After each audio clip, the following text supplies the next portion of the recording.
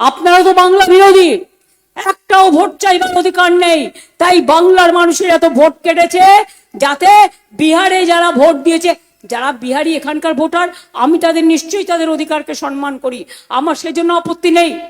কিন্তু আমার কাছে অনেক মেসেজ আছে, কোন কোন রাজ্য থেকে বাসে করে বর্ডার দিয়ে লোক নিয়ে আসছে, ট্রেনে করে নিয়ে আসছে, কার এলাকায় গেস্ট হাউসে কত নতুন লোক এসে থাকছে, খবর কিন্তু আপনাদের রাখতে হবে।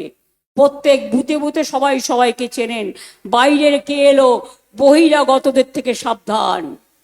আর একটা কথা বলে যাই, ব্যাংক অ্যাকাউন্ট নাম্বার যদি আমার নাম করেও কেউ চায় দেবেন না, তৃণমূল কংগ্রেসের নাম করেও কেউ চায় দেবেন না, বিজেপি এগুলো ছদ্মবেশে করছে। এবারে ভাই ভোটের লড়াই এই এখানেই দেখবো।